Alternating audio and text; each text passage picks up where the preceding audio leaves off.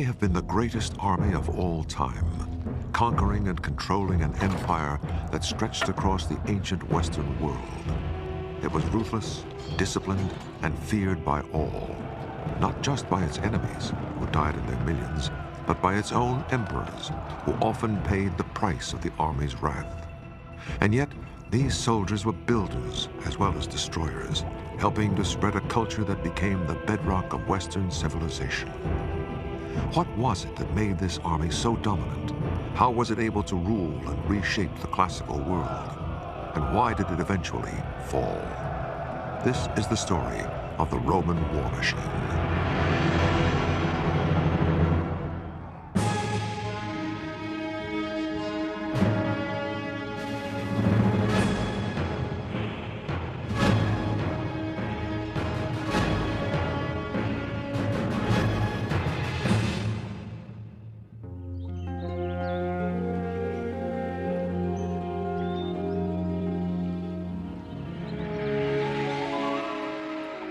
By the 2nd century AD, Rome's empire had expanded about as far as it could. Now it was time for consolidation. The Roman army, instead of plundering and butchering new territories, turned around and did the opposite. It started building them up. Where they had destroyed, the legions created. Because the army was the first Roman presence in a new land, the soldiers had to be able to build their own forts and defenses. And so, each legion had its own architects, surveyors, and engineers. The soldiers themselves provided the ready manpower, and some of their work has lasted 2,000 years. We tend to be very arrogant in the late 20th century and think that we have invented wonderful methods of building, but we shouldn't underestimate the Romans as engineers. They're great as soldiers, but they are supreme as engineers. With that engineering skill, soldiers were sometimes put to work on civilian projects during the long periods of peace after Roman conquest. It was a way of setting Rome's stamp on conquered lands. The most basic and most famous of the army building projects were the roads. They enabled the legions to move rapidly to any trouble spot and also allowed trade to flourish. 53,000 miles of roads were built to connect the empire. All roads really did lead to Rome.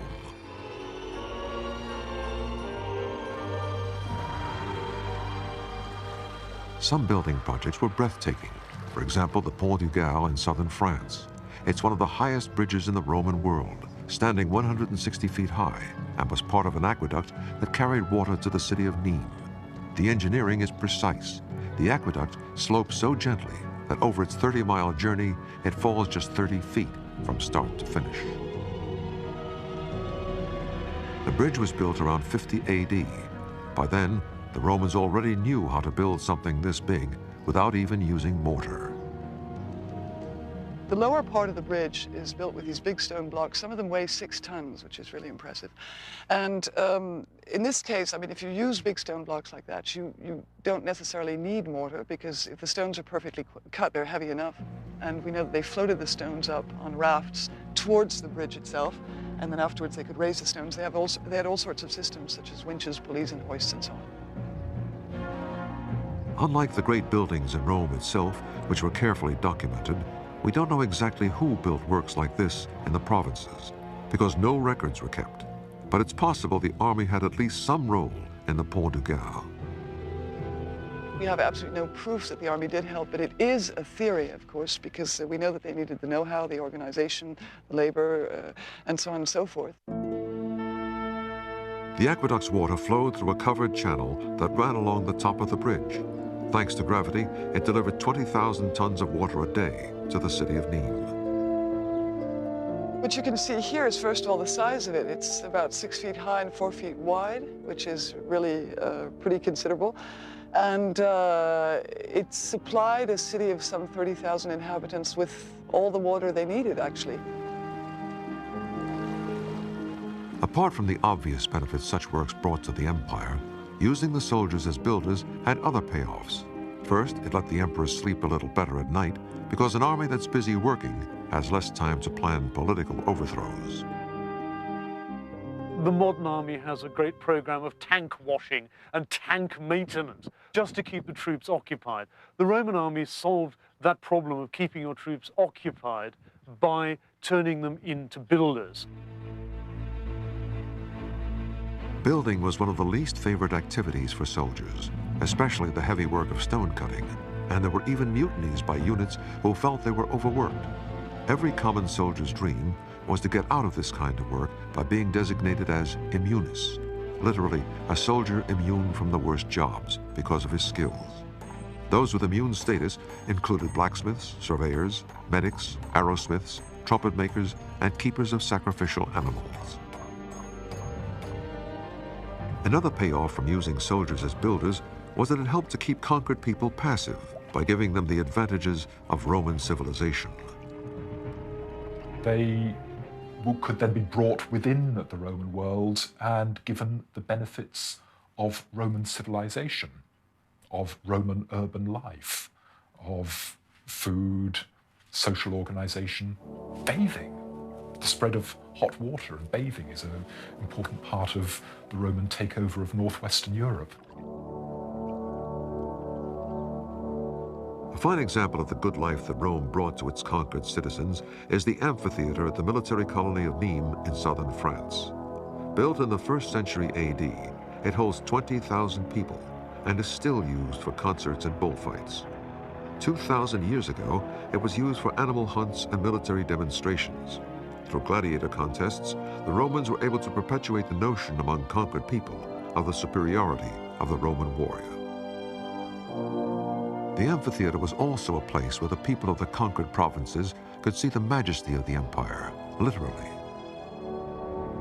We are quite sure that we had the emperor and very important magistrate of Roman Empire coming to Nîmes. So it was, in a way, television for the people here to see these personalities. And in a way, they could feel part, sitting here, a part of this empire, to keep the people quiet and satisfied, we might say. Roman building in the provinces also helped to indoctrinate local people with the godlike qualities of the emperors. One example is the theater at the military colony of Orange in France. Also built well enough to still be used today, it has a wall 120 feet high behind the stage, equal to a 10-story building. Not only would the size and sweep have impressed local inhabitants, but punctuating the wall is a statue of the Emperor Augustus, looking down on them as if from the heavens. The back wall of this theater is one of a very impressive Roman building as it is now. But it used to be much more impressive with the marble covering, the 3 floors, and on the top of the scene was the statue of the emperor himself, looking at the spectators as a god. But it wasn't just with architecture that the Roman army spread civilization through the empire. As we'll see, the thirsty legions helped to start the European wine industry.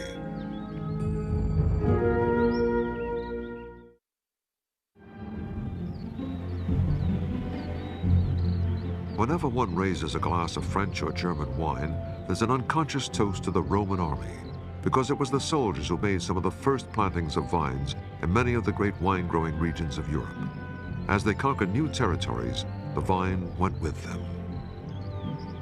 The Romans did bring vines to France, and the Roman army was part of that process, as they were instrumental in bringing other crops and other aspects of Roman culture into Western Europe. It's not surprising the army planted vines, because each Roman soldier was given an allowance of 2 pints of wine a day. It's quite true that the Romans couldn't live without wines. It was part of their culture, it was part of their civilization. And being abroad, if I may say so, they came over here, the very first thing they wanted to do is to make sure that they could get their favorite elixir over here, as it was certainly quite a problem to bring it in those old potteries. Before the Roman invasion, wine in France was so rare and so prized that the natives of France, the Gauls, paid Italian merchants the price of 1 slave for 1 large container, an amphora of wine. Until the Romans, winemaking in France was probably restricted to the area around the Greek colony of Marseille in the south. As Rome began to conquer France, soldiers and civilians began planting vines as they went, including the Rhone Valley, Burgundy, the Loire Valley, and Champagne, and also the Rhine and Moselle valleys in Germany.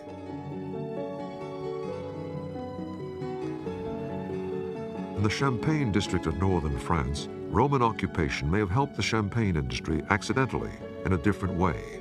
Below the surface of the Champagne region, about 75 feet underground, there are more than 100 miles of cellars dug from the chalk.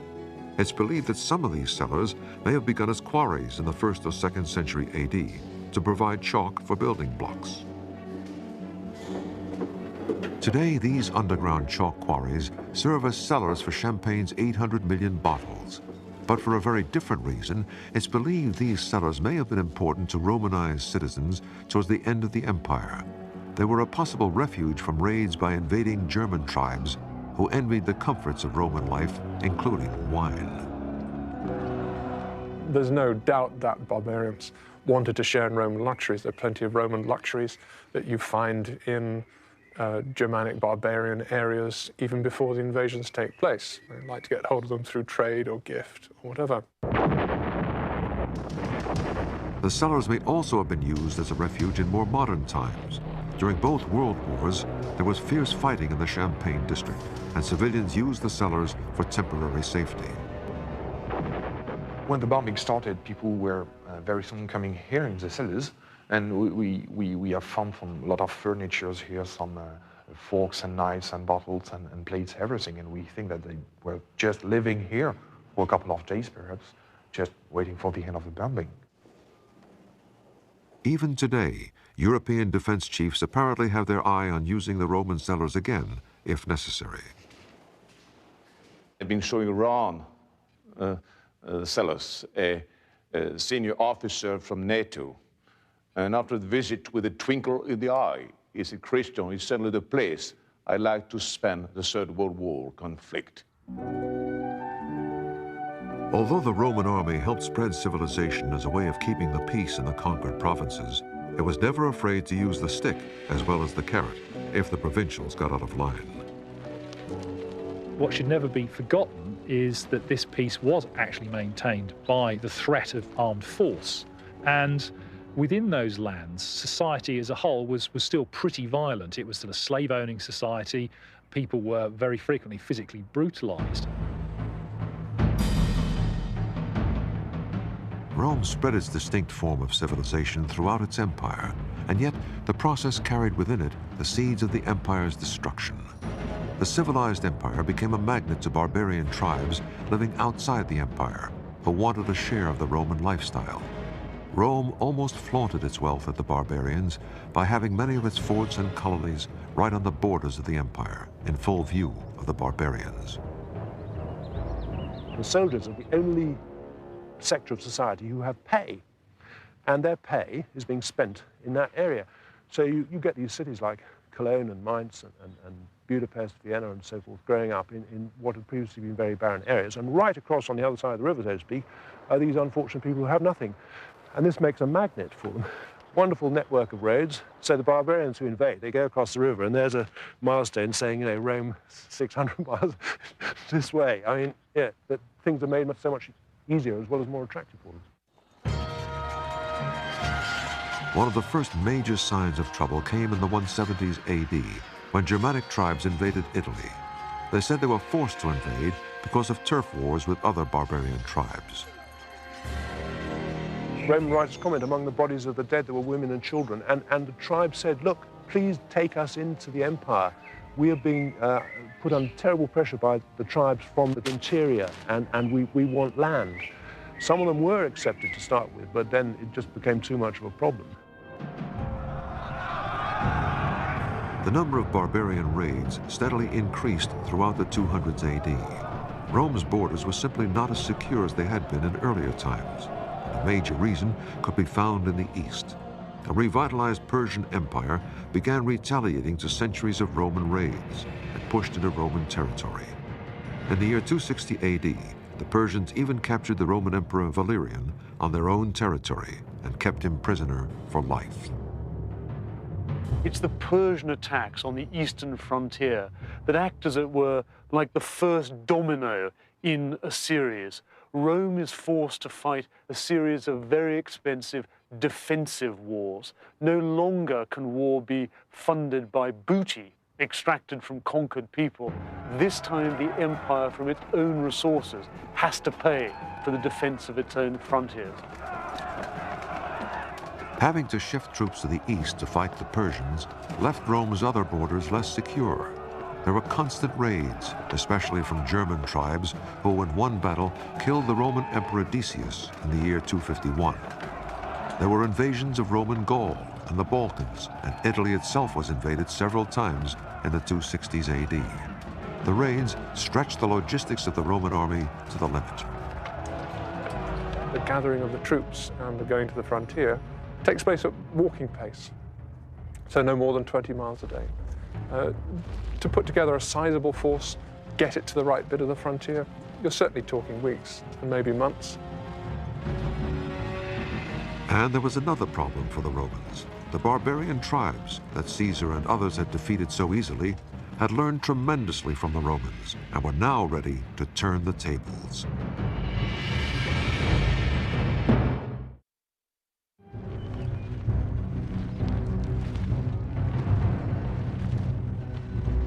When Rome was building its empire, its ruthless and disciplined army was almost unbeatable against the often disorganized barbarian enemies. But by the 200s AD, things were changing.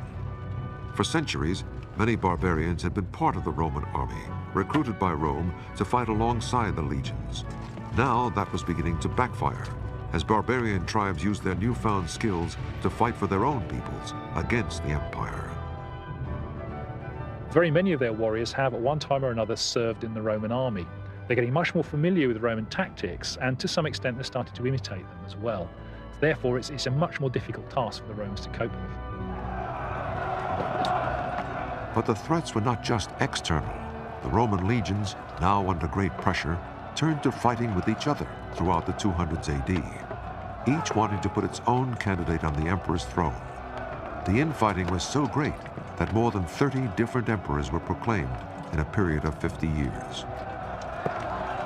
Very many soldiers were killed unnecessarily, huge amounts of treasure were wasted, and the destruction, which may have been quite localized within the empire, reduced the economic capacity of the Roman world to sustain the army which defended it. So in a way, the army, to some extent, cut its own throat.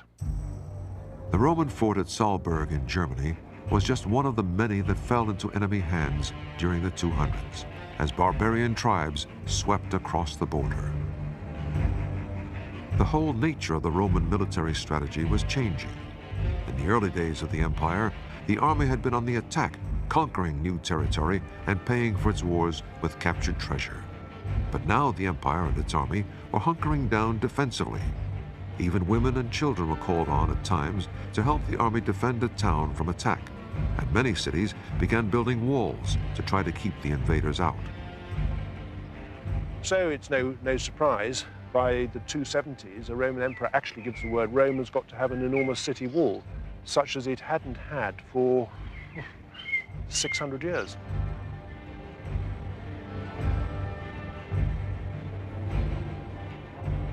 The style of forts was changing too. At the height of the empire, forts were often built in open ground to allow the army easy access and domination of the area.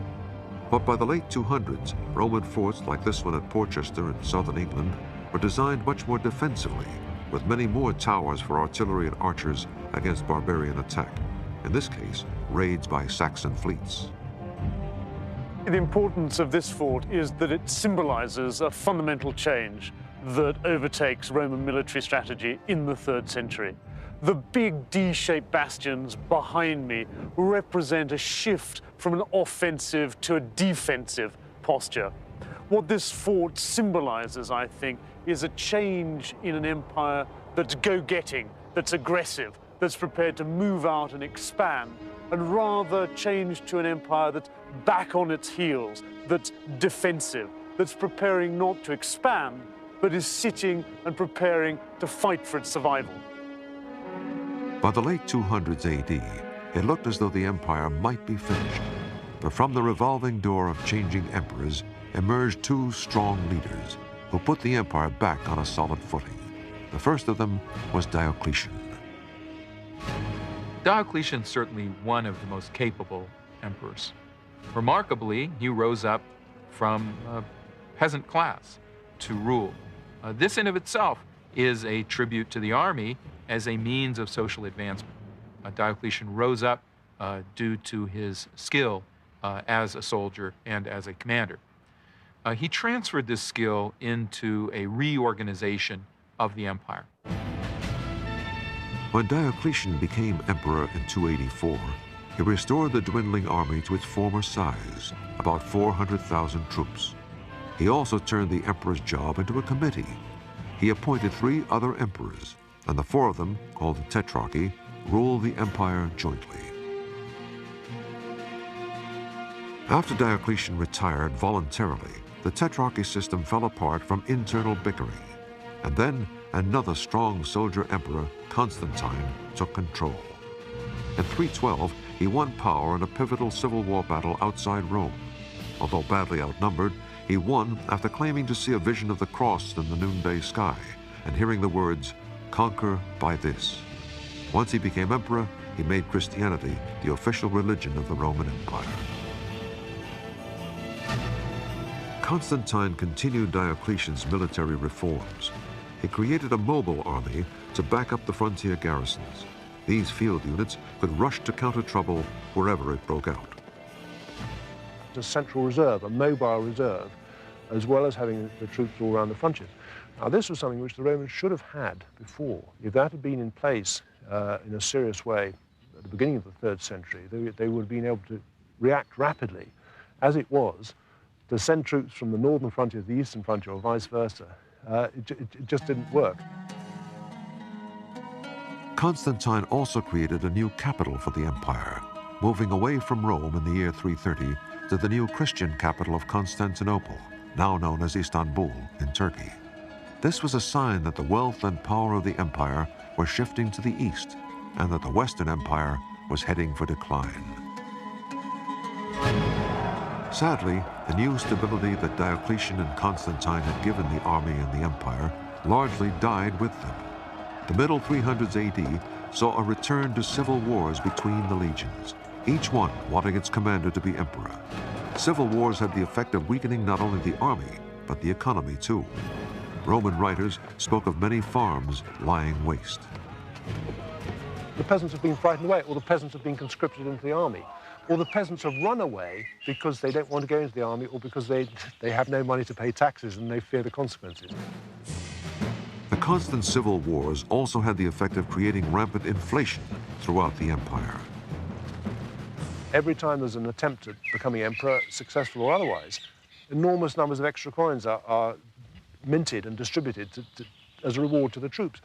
When you get such an enormous number of coins in circulation, clearly prices shoot up. Basically what happens is people start losing confidence because this denarius is supposed to be silver, and they gradually put in more and more non-silver into it, until by the latter part of the 3rd century, the so-called denarius has perhaps 2% silver in it. Barbarian invaders took full advantage of the empire's internal problems. In Britain, tribes from Scotland stormed across Hadrian's Wall in the 360s. On the European mainland, German tribes were threatening, especially the Goths, who came from near the Black Sea. They were being driven from their homelands by fierce, bloodthirsty nomads, the Huns, from Central Asia.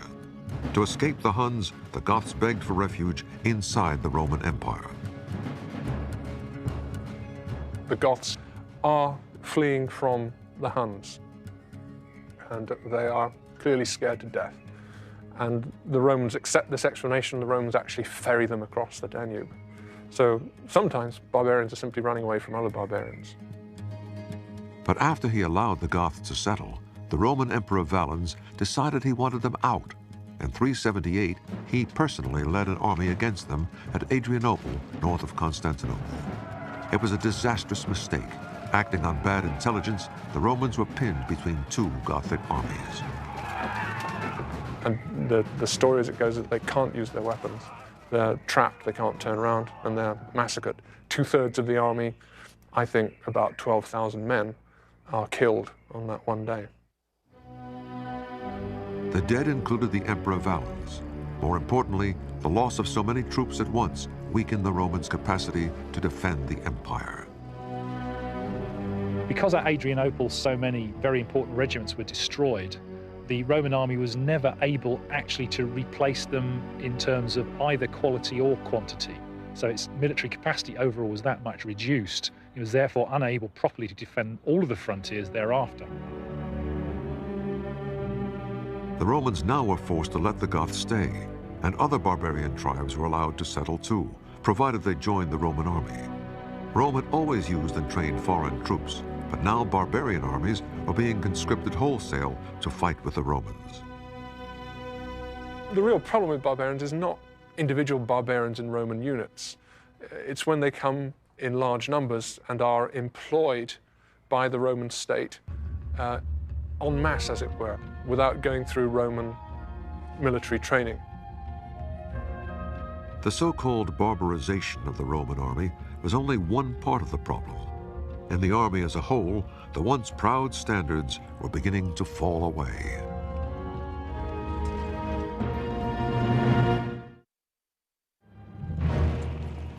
Making war costs money. That's true today, and it was true for the Roman army. As the Roman Empire's economy weakened under the weight of invasions and civil wars, some sections of the Roman army could no longer afford to train and equip their soldiers as well as before. Armor and weapons, for example, the classic Roman helmet, were no longer standard. They didn't have the technology, because technology means money, and money was short. So they just used what they could. And with this sort of thing, you just hammer out two halves like an Easter egg and then put them together with this. So basically, although you're trying to keep to a standard of design, the actual technical ability of them produce this. In some cases, the Roman armor of earlier times, like chain mail or segmented armor, gave way to cruder examples. The links of mail are difficult to produce. They were mostly riveted. So we got to this sort of period where these blokes were finding alternatives to mail and the plate. So stamping out or cutting out small links and basically sewing them together with leather will produce something that's basically stab-proof and hack-proof for a limited military engagement. Archaeological evidence found in the frontier forts suggests a decline in standards. It doesn't matter whether it's the quality of the currency, the jewelry, the armor, the style of the buildings. It's all becomes rougher and cheaper as the centuries wear on. It's no great surprise, I don't think, but it's just reflecting really what is happening in Rome. As the Western Empire began to slide, recruitment for the army became much more difficult. The minimum height requirement was lowered from 5'8" to 5'5". But service, once considered an honor, was now often avoided at almost any cost. People cutting off their thumbs to render themselves ineligible for military service, and all sorts of things, cases of this, evading military service, but not just by the individuals concerned. The big landowners don't want to lose their labor supply, so they use all forms of influence and graft and everything to keep the recruiting officers off their estates. For many Roman citizens, it wasn't just the desire to avoid conscription. There was a feeling that they might be better off if the barbarians did take control. There was a general disaffection and an unwillingness of people to serve in the army, and frankly, less and less interest in the survival of the Western Empire. People were often quite happy to live under the rule of a Germanic prince because he was perhaps more capable of defending them, and also the taxes were probably lower. So the empire consequently fell apart. The Western Empire was declining the fastest, and in the year 395, the unofficial split between East and West became official, with the West and the wealthier East ruled by separate emperors. This move hastened the decline of the West by lowering its ability to defend itself. In the late 390s, the Eastern Emperor effectively managed to steal a large number of the Western Army's best regiments to replace many of those, I guess, that were lost at Adrianople. And this left the West really very vulnerable thereafter. Also in 395, the Goths living inside the empire revolted under their leader Alaric. They raided Greece, then moved north and raided northern Italy. About the same time, other Germanic invaders, including the Vandals, poured across the Rhine, sacking the city of Trier and sweeping into Gaul. In 410, Alaric and his Goths sacked Rome, something that hadn't happened for 800 years. It was an omen for the West. The Goths then left Italy and created their own kingdom in southern France. Other Germanic tribes took over large parts of Spain, and the Vandals captured North Africa, including Carthage. Britain was surrendered in the year 410, with the emperor telling Britons they'd have to defend themselves. By the mid-400s, the Western Empire was on the verge of collapse. The Western Roman army, disunited, outnumbered, and underfinanced, had no real chance of holding off the threat, especially as they had helped train the invaders in the past by recruiting them into the Roman army. And these people come over, serve under Roman orders, but then very often they take off back again. And therefore they've learned a lot, not only about techniques and so on, but I mean actual military intelligence. They know where to attack if they come back on the other side. The big example is Alaric. Alaric the Visigoth, the chap who actually captures Rome in 410. He had been off and on serving under Roman orders for a good many years before he does this. Despite their name, barbarians, the invaders were not out to destroy the empire. On the contrary, many wanted to live the Roman lifestyle. Everywhere, the wealth of Rome is acting like a magnet. And the barbarian groups across the frontier are organizing themselves to start preying on that wealth. The Roman Empire has created a rich territory, and the barbarians, like the mafia in the 1920s and 30s, are organizing to exploit it. In fact, the Romans and their invaders were still prepared to join together to fight a common threat. In the mid-400s, that threat was Attila the Hun. The Huns had already created their own empire in Germany and began making raids into both Roman empires, east and west. The roads are truly ferocious. They go all the way from the gates of Constantinople, Istanbul, as now is the gates of Paris, east to west, and also to Milan in northern Italy. The Huns' policy was to destroy all in their wake. The Chinese had built their Great Wall to keep them out. The Huns were brilliant horsemen who could fire long-distance arrows while at full gallop. To slow the Huns' advance, the Romans had to rely on other barbarian warriors already within the empire. In 451, on the fields of the Champagne district, Attila's army was met by a so-called Roman army, made up of Romans, Burgundians, Franks, and Goths, who fought Attila to a standstill.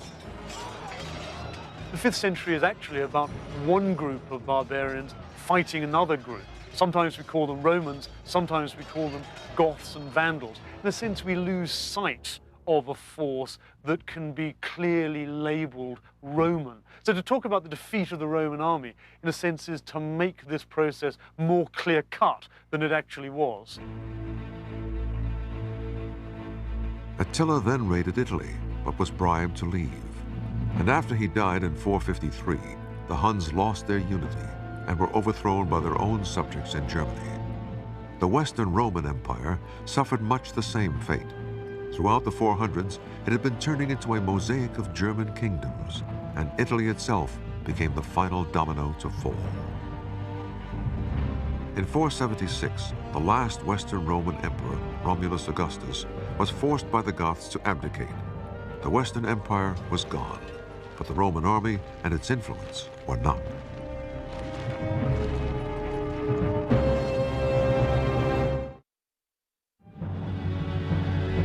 History speaks of the fall of the Roman Empire, but the Western Empire did not really fall.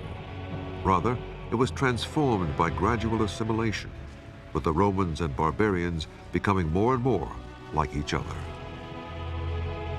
Look, it's just much less exciting, I know, to think of accommodation and assimilation. It's much better to think of hairy barbarian hordes charging across frontiers. But I think it's unlikely that it happened that way.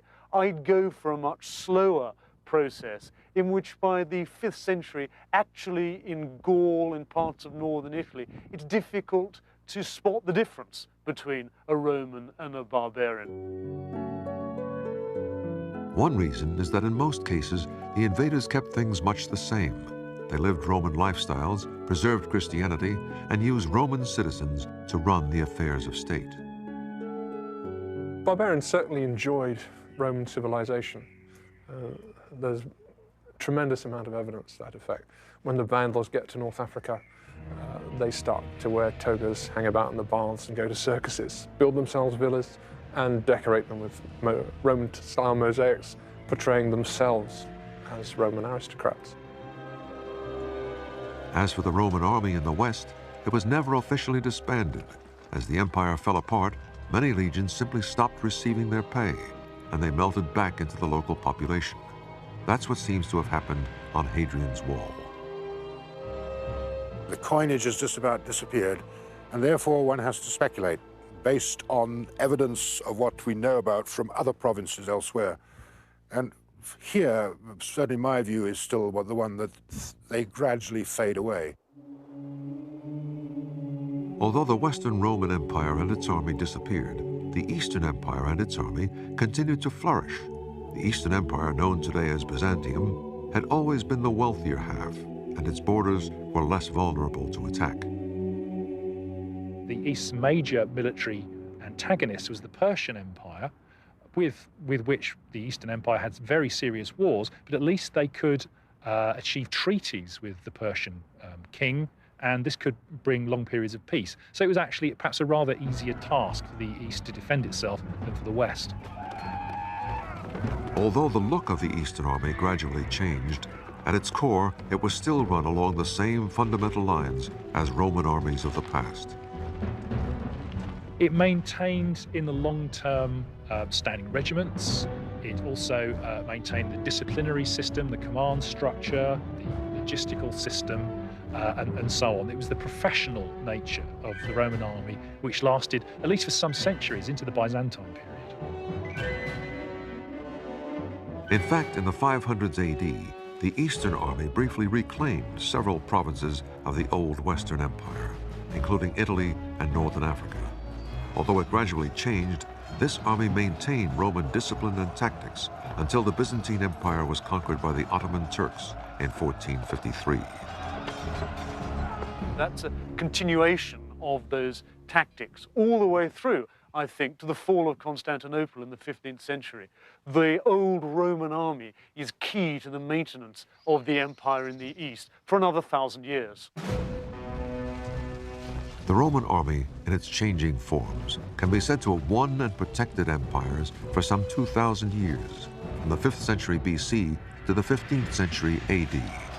At its height, it was so efficient that it ruled with a standing force that seems almost tiny by modern standards, about 400,000 men. Louis XIV ruled his rich kingdom, which was nonetheless simply one province of the old Roman Empire, with as large a standing army as the Romans had required to control this vast area from Scotland to the Sahara Desert, to Iraq, to the Black Sea. That is a staggering feat. The Roman army changed warfare forever.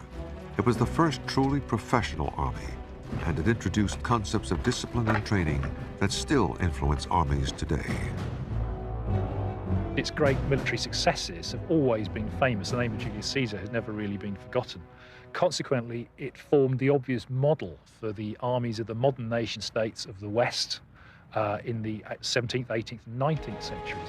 Many of our own military traditions are based on at least the way our generals have imagined Rome once was. If Julius Caesar and the other great Roman generals could see a modern army, they'd recognize many similarities, such as discipline, command structure, and logistics. But they'd also notice a big difference. The Roman army at its height was more ruthless with defeated enemies.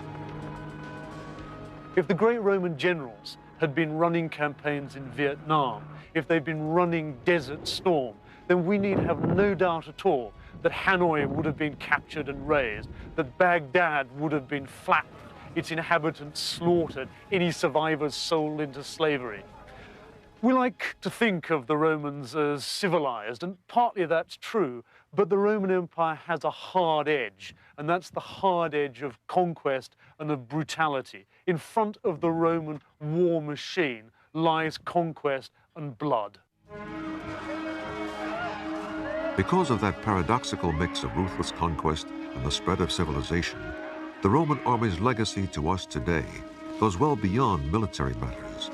Much of Western culture is based on the civilization that the Roman army took with it as it colonized Europe. Many Western languages, including French, Spanish, and Italian, are based on the Romans' own language of Latin. Also, Western architecture, coinage, art, and law.